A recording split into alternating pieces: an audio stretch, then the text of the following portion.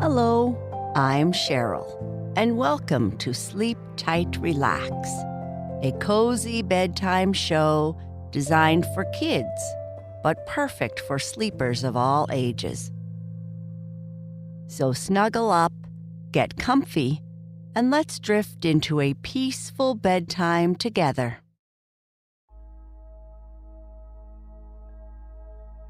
Tonight's story is most often told around Thanksgiving, but it's great for any time of the year.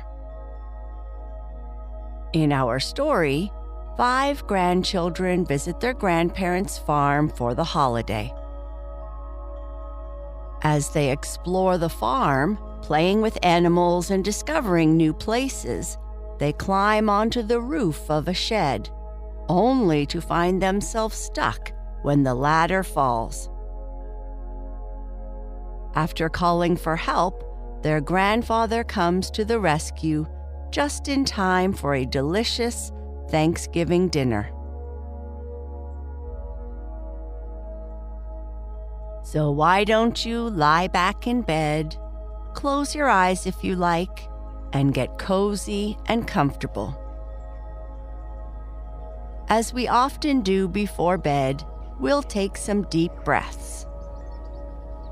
Use your wonderful imagination to imagine you're on a big, peaceful farm, just like the one in our story. The air is fresh, the sun is shining, and you can smell fallen leaves and fresh apples.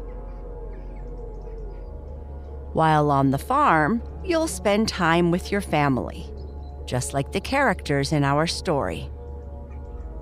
Think about how special it feels to be with the people you love, your family or friends. These moments remind us that spending time together is something we should be thankful for.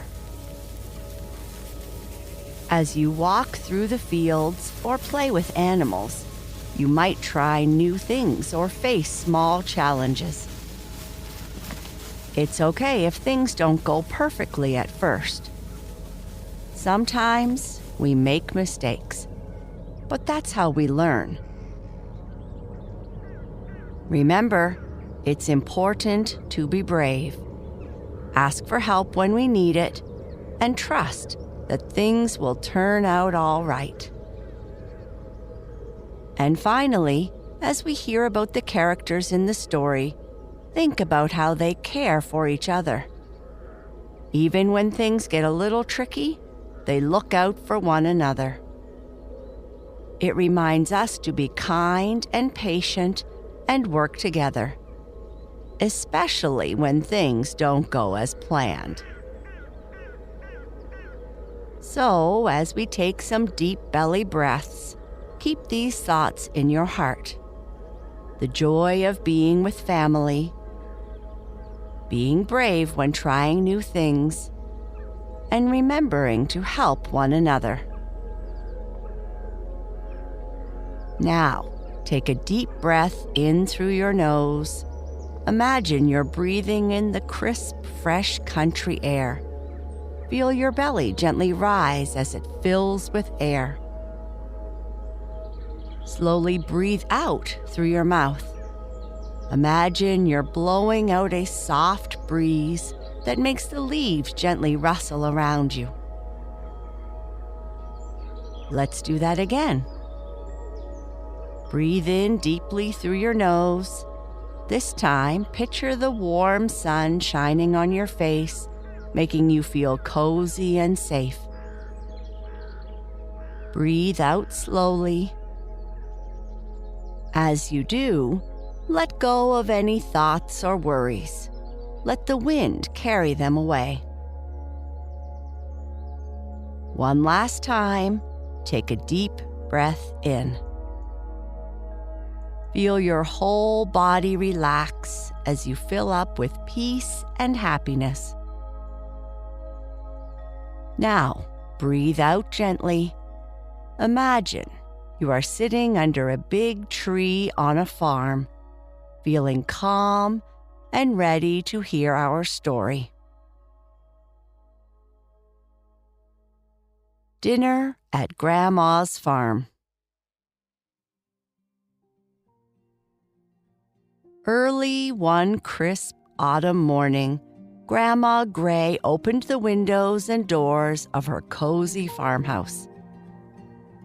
The fresh air smelled of fallen leaves, and soon everyone in the house was wide awake, bustling with excitement.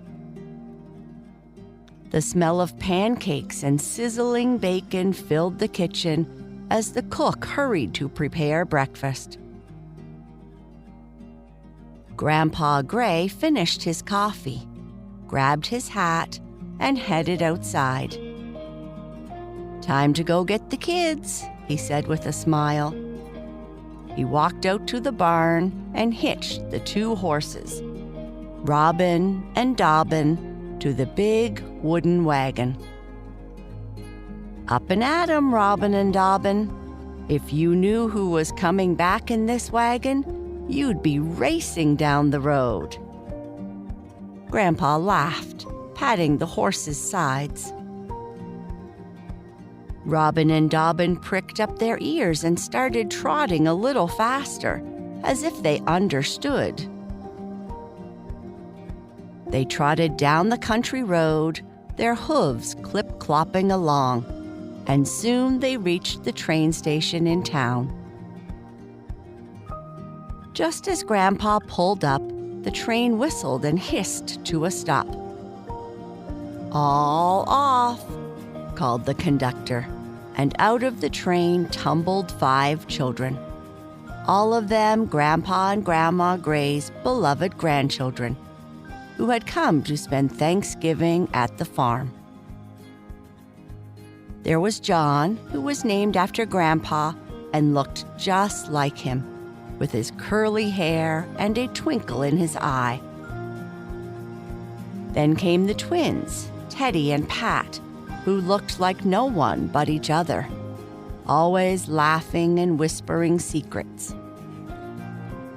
Next was Louisa, with her braids swinging as she ran. Her baby sister stayed home this year. And last was Mary Virginia, who was the only child of Grandma's youngest daughter. "Hop in, kids," Grandpa said, helping each one into the wagon. "You'll make your grandma so happy." The children scrambled into the wagon, their eyes wide with excitement. Louisa pointed to the horses. "Grandpa, are Robin and Dobbin going to take us all the way to the farm?" "They sure are," Grandpa said with a grin. "Hold on tight."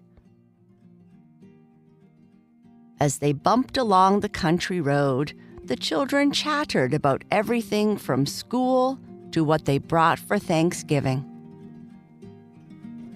John proudly declared, "I'm in the 1st grade now." "So am I," Louisa said, hugging her knees. "We're going to be soon," the twins shouted together. Always a little quieter, Mary Virginia smiled and said, "I miss my mama's apple pie, but I can't wait to see Grandma's farm." When they finally reached the farmhouse, Grandma Gray was already watching from the window. As soon as the wagon stopped, the kids leaped out and ran towards her, racing to see who could hug her first. Dear me," Grandma laughed as they all hugged her at once. "You've all grown so much." "I'm in 1st grade," John said, squeezing her tight. "Me too," Louisa chimed in. "We're almost there," the twins added, bouncing up and down. They talked so quickly and loudly that Grandma could barely keep up. All right, slow down. Tell me everything after you say hello to the farm." And with that, the kids were off like a gust of wind, running to greet everything on the farm. "Take care of yourselves," Grandma called after them. I don't want to send any broken bones back to your mothers." "We can take care of ourselves," John shouted over his shoulder as they ran toward the barnyard. First, they visited the kitchen, where the cook was bustling about, getting everything ready for the big Thanksgiving dinner. The smell of roasting turkey and pumpkin pie made their stomachs rumble, but there was no time to stay. Next, they ran outside to meet the 2 new red calves in the barn and play with Juno's 5 squirmy little puppies. After that, they climbed the barnyard fence and headed to the pasture, where Grandpa kept his woolly sheep. "Bah!" the sheep greeted them as they approached. "Bah to you too," Pat called back, making everyone laugh. There were also cows grazing peacefully, and while the boys found them fascinating, Mary Virginia was not so sure. "They're too big," she whispered nervously, clutching Louisa's arm. "Don't be silly, Mary Virginia, they won't hurt you," John teased. But Mary Virginia's lips started to quiver, and soon she began to cry. "It's okay," Louisa said gently, taking her hand. "Let's go to the hickory tree instead." Everyone agreed, and off they went. But on the way, they passed the big shed where Grandpa stored all his farm equipment: plows, garden tools, and the threshing machine. Against the shed leaned a tall ladder, and John, always the leader, saw it as a challenge. "I bet I can climb up to the roof," he said with a mischievous grin. The twins, of course, followed him up the ladder without hesitation. "Me too, me too." Louisa hesitated, but then decided she didn't want to be left behind. "Wait for me," she called, scrambling up behind them. Not wanting to be alone, even Mary Virginia bravely climbed the ladder. And there they all sat, perched in a row on the wide roof, looking out over the farm like they were on top of the world. "See, Grandma doesn't know how well we can take care of ourselves," John said proudly, puffing out his chest. "I can ride a bike, I can go on errands, so can I," Louisa interrupted. "We can ride on the trolley," the twins chorused. "Mama and I go anywhere by ourselves," Mary Virginia added, feeling a bit braver now. Just then, one of the cows wandered by, rubbing her head against the ladder. "Moo!" Mary Virginia gasped. "What if the cow knocks over the ladder?" "Don't worry," John said confidently. "Cows can't climb ladders." But no sooner had he said that than the ladder tipped over and fell with a soft thud into the dry grass. "There, now look at what you did," Louisa exclaimed, staring down at the fallen ladder. "How are we going to get down?" "That's nothing," John said, waving her off. "I'll just call for Grandpa.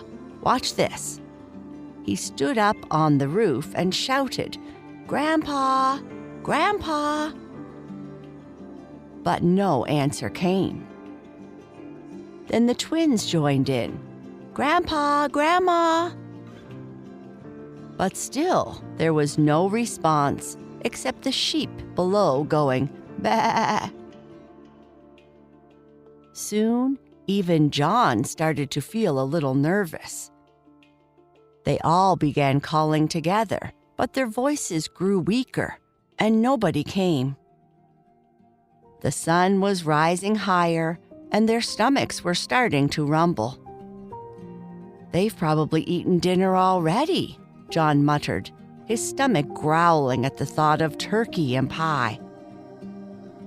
"I want to go home," Mary Virginia wailed, her fear returning.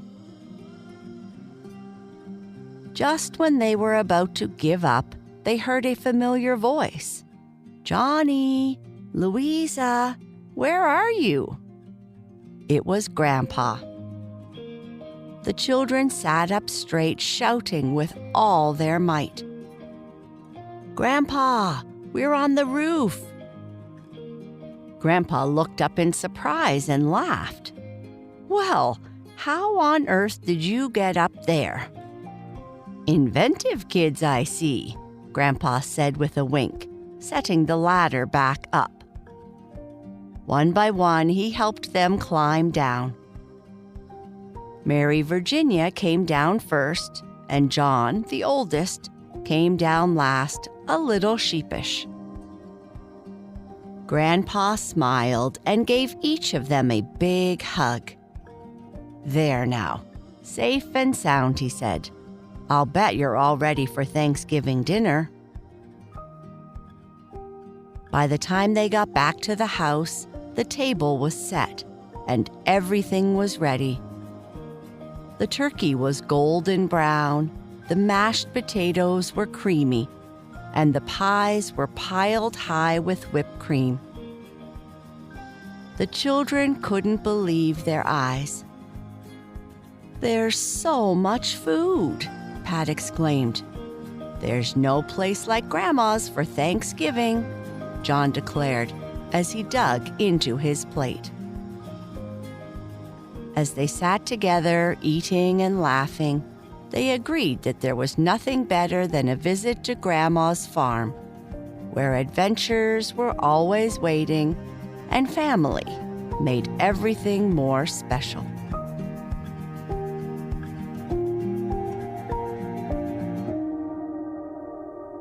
If you're still awake, it's the perfect time to whisper something kind to yourself. Take a deep breath, and in your mind or in a soft voice, say these gentle words. "I can solve problems, and it's okay to ask for help when I need it. I stay calm and patient, even when things don't go as planned. I can face challenges with a positive attitude, knowing I'll learn something new. I am grateful for the special moments I share with the people I love. I believe in myself and trust that everything will work out just fine. I am calm, relaxed, and peaceful. Good night. Sleep tight."